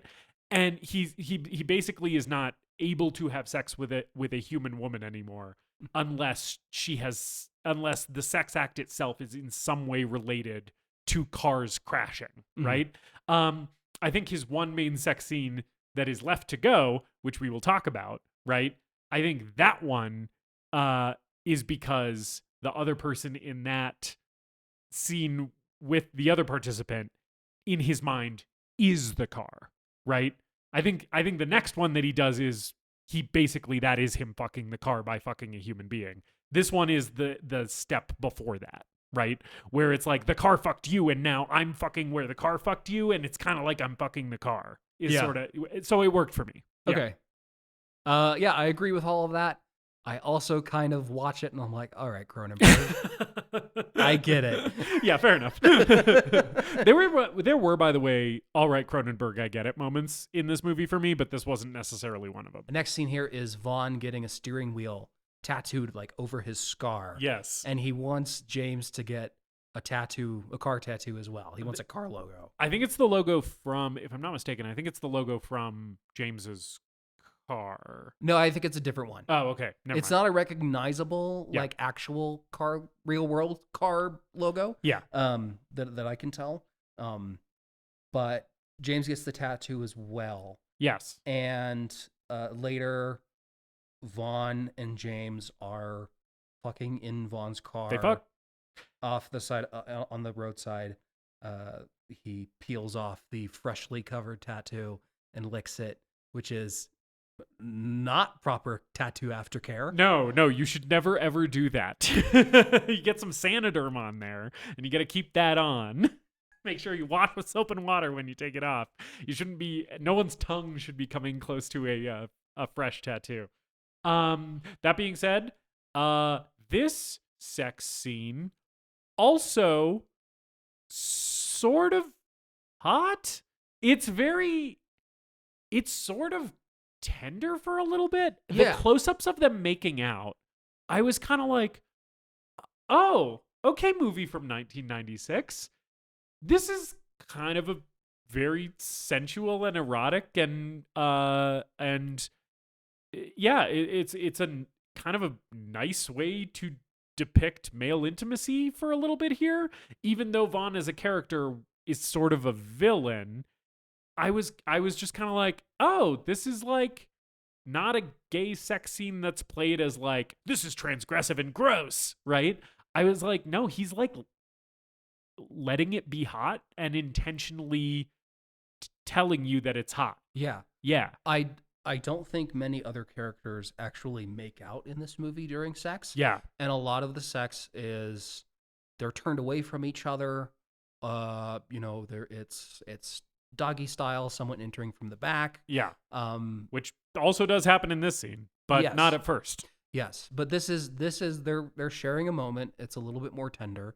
And again, gonna use the straight white guy disclaimer here. Straight cisgendered white guy thing. Yes. I don't think this movie has a lot of textual LGBT themes. Yeah. It touches on things here and there. Vaughn and James having their sex scene here.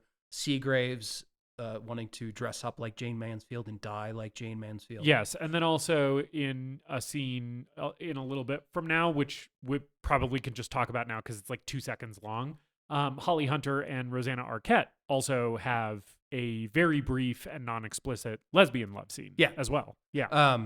So it's here, but it's not a big thematic portion of the film outside of any sort of readings that a trans person or a gay person would, bring their own experiences into. Yeah. I think it's definitely not the focus of the film. Yeah. It's just present. I think trans themes and trans readings of body horror are a pretty consistent thing throughout the genre. Right.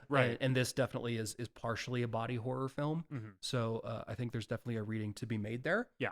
I just don't think it's one that the film is very explicitly wanting the viewer to get out of it, because it's not dwelling on it. It's just kind of treating these relationships and these characters in this aspect of their character traits, the gay elements and the trans elements. Very, very briefly, not really dwelling on them, not really discussing them in great detail. Right. Yeah. So they have sex here, and this is the moment I was talking about it a second ago, but I kind of think this is about James fucking the car, right? I think him topping Vaughn in Vaughn's Lincoln, which is an extension of him. It's like it's him as a vehicle, right? And that's where they're doing it. I sort of think that this is the next step from him fucking the leg wound that was caused by a car crash. He sort of is, in his own mind, I think, having sex with Vaughn and Vaughn's car, and they're all one thing, right? And then after the sex, James then goes and gets in a car that's in like an impound lot that they've parked next to, and is sitting in the car, and Vaughn crashes into it with the Lincoln a couple times, and the first crash, it seems like James comes, and so I kind of think that's him finishing, right? Because it's like, okay, like there was a human body that got me most of the way there. In order for this for me to find completion here, I have to then be in a car crash, right? And I think that the car crash is the orgasm, right?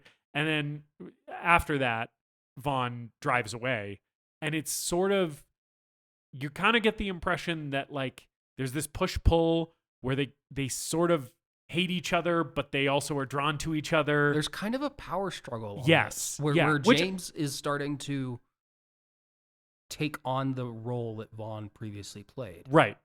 Which I think that's not a novel idea about sexual relationships, right? Yeah. Like many people have observed before that sex is about power dynamics between the people engaging in it. So yeah, I think that that's what's going on here. And Vaughn is sort of feeling like he's maybe losing some of his authority, right?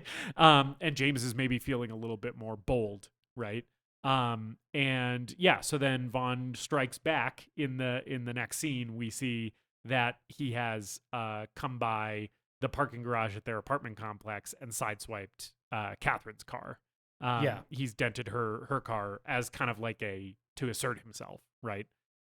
And then later they're driving down the highway, and Vaughn takes off down the highway after them, and a really visually great scene. We haven't talked a ton about the visual of this movie, but I think the color grading, the lighting, is fantastic. Gorgeous looking movie, which is not a rarity with Cronenberg. Yeah. He really always makes his shit look good. And this car is basically just a silhouette. Vaughn's evil Lincoln Continental that smells like cum. Yes. Is the cummobile. Is the spoojmobile, yeah. It's a black silhouette against the on the highway, and you just see the headlights. Yeah. As he's just tearing down the highway and veering wildly. And it's raining in this scene too. And I just love the way that the headlights on the wet road, like the light refracting and all that stuff, really rad. Good shit. And then he goes out in a blaze of glory. Yep. And crashes off the side of like an overpass onto the top of a bus. Yep. And dies. Yep. And James Spader is, you know, he doesn't say anything. This is all wordless, and Howard Shore's amazing score is doing a lot of work here. The vibe that I get from James Spader here is he is simultaneously sort of like sad, but also kind of triumphant, and also enormously aroused because it's a big old car crash, right? So it's an interesting mix for him, because I think there was part of him that sort of was in love with Vaughn, right? And then there's also part of him that kind of wanted to defeat Vaughn, right? And then there's the part of him that is just primally, you know, super aroused at the way Vaughn went out, right? And I kind of think Vaughn sort of does this on purpose. I kind of think he kills himself intentionally here to some degree, in order to elicit that reaction from James Spader. I kind of think that he allows himself to crash to his death, knowing that it will push James Spader, give him the extra push over the edge to basically become him, is sort of how I read this. I think so, because it is very much now the student has become the master Strike moment. Me down with all of your hatred. Yes. It's like you take the weird lessons that I've taught you about fucking cars and how this is the most pure expression of the human soul, and go on and spread my teachings. Yes, spread my car fucker message far and wide. Yeah. And so also just the visuals of Vaughn's car wreck, the flaming bus and all that shit is really good. Is there someone who gets out of the bus who is on fire? I think I saw that. I might have I don't remember. I might be remembering this wrong, but anyway. Yeah, good shit. Yeah. And then Gabrielle and Helen fuck in the wreck of Vaughn's car at the impound lot, and then James tries to get the Lincoln Continental out from the impound lot from the claims guy. Yes. Who's voiced by David Cronenberg. Oh, we don't actually see him, but it is voiced by David Cronenberg. And then James, this is basically the last scene of the movie. Yep. James has the Lincoln. It's been restored. to the best of its ability. Well, it's been restored to the extent that Vaughn said that he wanted a car that had been in an accident to be restored, which is enough so that it runs, but not enough so that you can't see the accident damage, right? And so that's what he has done with Vaughn's car. Yeah. And James he's playing a little sex game on the road with Catherine. Yeah. That's what they're doing. Yeah, they're doing foreplay. Yep. Much like Vaughn was doing earlier in the movie with Catherine. Yeah, and he is grinding his front bumper up against her back bumper. It is very much like get me turned on here. Yeah. Yeah. And they're speeding, they're veering into the left lane. And at one point Catherine unbuckles her seatbelt. Her car goes off an embankment. Yes. And the unbuckling the seatbelt thing I think is so important. Yes. Because she does that, and you can either be like, she's doing that for him because she knows that the crash thing is, or I guess for both of them sexually, right? Because she knows that the crash thing is like more exciting and more exhilarating with no seatbelt, right? But this is where I'm like, I think she wants to die. I think she does. I think for him, it's about car crashes are this. I think for him, it's because you never feel more alive than in a car crash. And I think for her, it's because I might die in a car crash, right? I think it's kind of their sister ideas, sister feelings, right? But I think she is feeling much more strongly, this could be the time when I'm dead, right? And he's like, this is when I feel most alive, right? And I think that her taking the seatbelt off is totally about that. Yeah. Yeah. I think that line is a little blurred for both of them too. Right. Because it is, I mean, it's the same thing, right? Yeah. But I definitely think that my reading of the characters is that they are picking up more on the one element or the other element, right? And I think because her car's flipped over and he walks down the embankment and we don't know if she's alive or dead or not. No, she's like unresponsive at first. Yeah. When he finally asks her if she's all right, she says, I think I'm all right, but she's crying. Yes. And I think the implication is she wishes that she was dead. I think so. Yeah. And then his response is maybe the next one. And I think that means, because earlier when he said that, he was like, well, maybe you'll come the next time. I think this is, to me, very clearly him saying, well, maybe you'll die next time. Because he knows that's what she wants. And now death is the next climax. They've escalated enough, where the next time it's like she's hoping she dies, because you have to take it to the next level, and that's the only place there is to go from here. And Shore's score here is not the guitar music. No. It is these very dark, dramatic strings. Real good. I think it's maybe the only time that it's not. If it is not the only time, it's one of the few times where he's not doing the guitar music.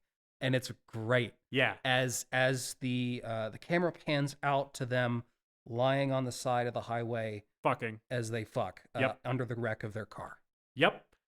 Banger ending, pun intended. Banger ending. I think this ending really, really worked for me.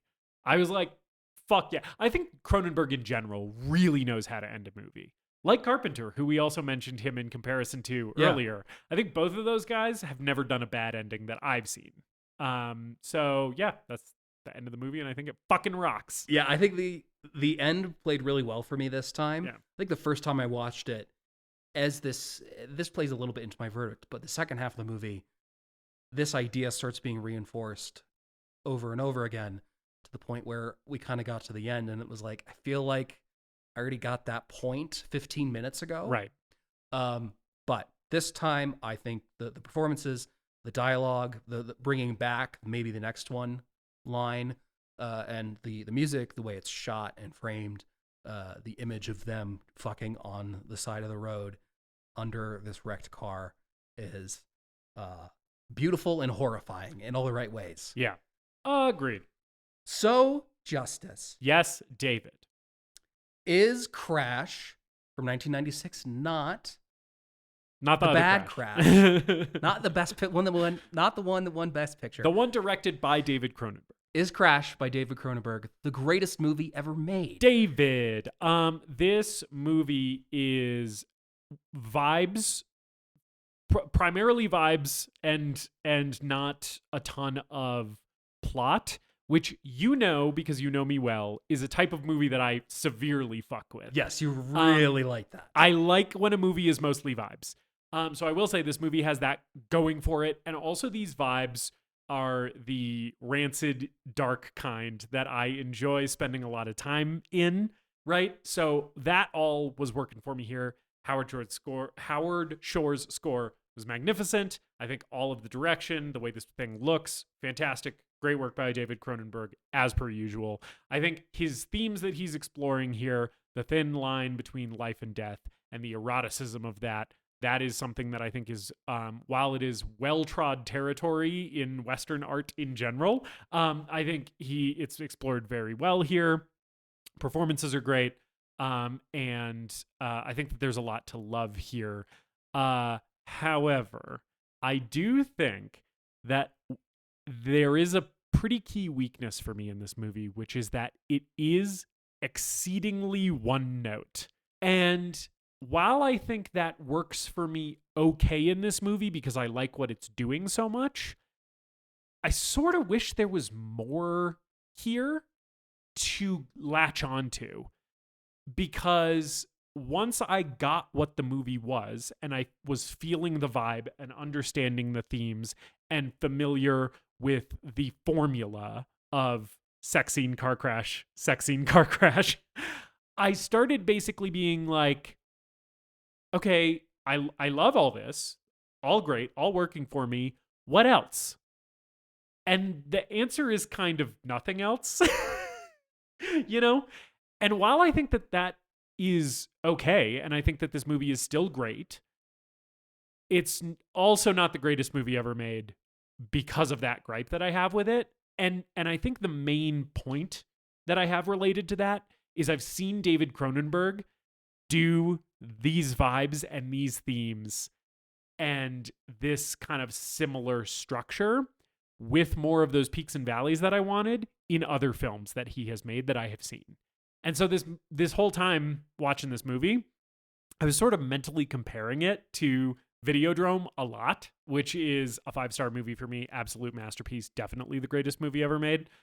Spoilers for our eventual Videodrome episode. I was thinking about The Fly. I was thinking about Crimes of the Future, other stuff from him that I have seen, right? And being like, yeah, and he kind of made this same movie, but more entertaining those times. And so as a result, I'm like, it's not the greatest movie ever made, but it's still a fucking David Cronenberg joint. And for that, I am fucking in.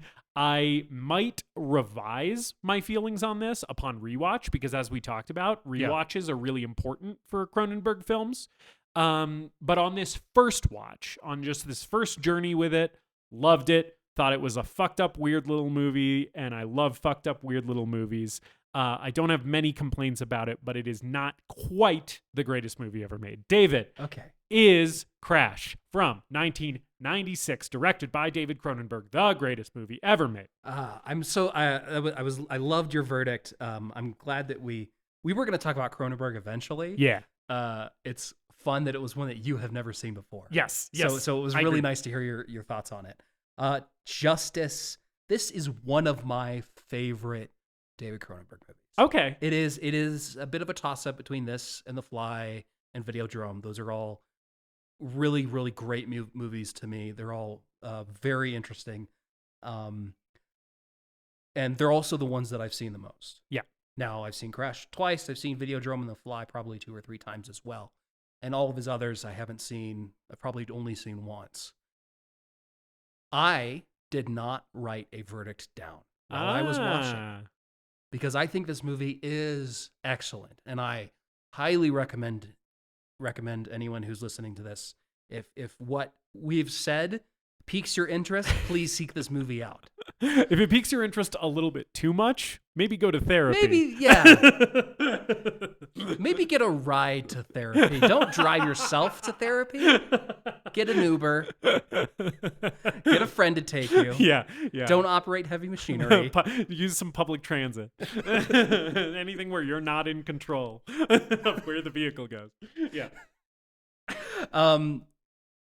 So I wanted to let our conversation kind of guide it and dictate it, and I wanted to ruminate and think about the movie for a while because, like we said, a lot of Cronenberg movies, I think, hold up better under a rewatch. And for me, this is a movie that I am still exploring. Mm-hmm. As much as I do have, I feel like the end of the movie, the last half of the movie, reinforces its themes and its messaging about the line between life and death, the line between sex and death, reinforces them occasionally to the point of annoyance or redundancy. I feel like there's still more for me to explore with this movie. Yeah. And sometimes I think that enhances the experience to me. A movie like Possession, which we will talk about at some point on this show. Yes, we will. There is so much that I don't understand about Possession and so much that I have to unpack about Possession. And that makes the prospect of going back to Possession so exciting. Right. It's a movie that you can't wait to watch again. Yeah. And exploring those feelings on my own in between watches of that movie is such an enjoyable and entertaining and fulfilling exercise. Mm-hmm. This movie, I feel like I haven't figured everything out yet, and I find that a little frustrating as opposed to exciting. It's still exciting, it's still interesting to me, but I feel like I've almost figured this movie out, and it's just not giving me those extra answers, and I don't know if that's because of me or if it's because the movie has already given me everything that it has to offer. Right.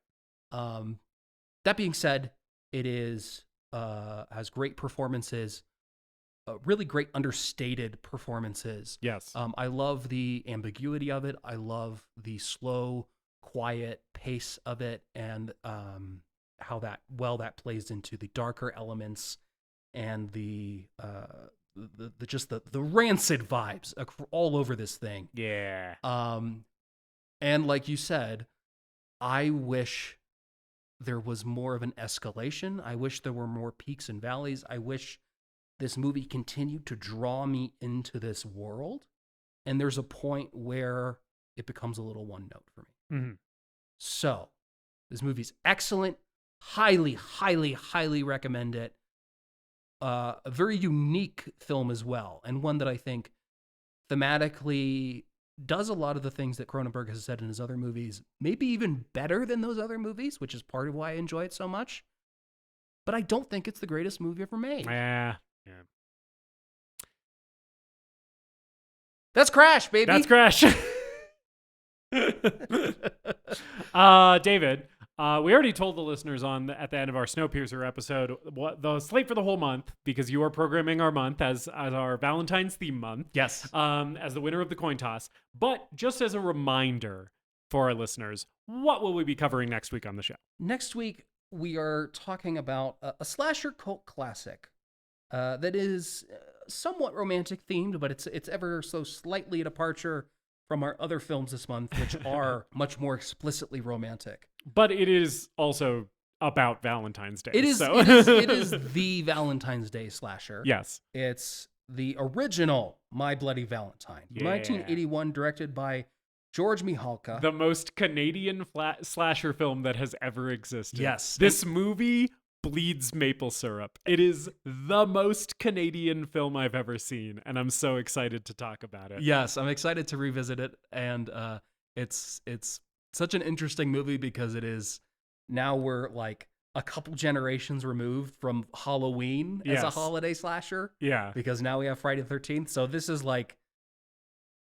the C grade holiday slasher. You know that we're a few generations removed because it's not a Hollywood movie. Now Canada is making these. Yes. That's how you know something is now, it's stopped being a trend in the United States and Canada has picked it up. Yes, it's an interesting little relic of the early 80s where everyone was scrambling to replicate the success of Halloween. Yes. And I cannot wait to talk about it with you. It's going to be a fun one. It's also like very much in our just normal, like our typical wheelhouse. Yeah. We're going back to our roots on this one by talking about just a goofy ass slasher movie. Yeah. So we hope you will join us for that. In the meantime, spread the word about the show. Tell your friends, tell your mother, tell your landlord. Follow us on social media and engage with us there. The engagement helps because of the algorithm and shit. So, you know, if you don't follow us on social, but you listen to the show, give us a follow and like our posts and leave a comment and shit. It helps out the show if you do that. We really appreciate it. Also, if you listen to the show and you're not subscribed, please subscribe. That also helps with the algorithms and shit. Until then, we hope you all do well, and we will leave you, as always, with our trademark sign-off. Later, dipshits!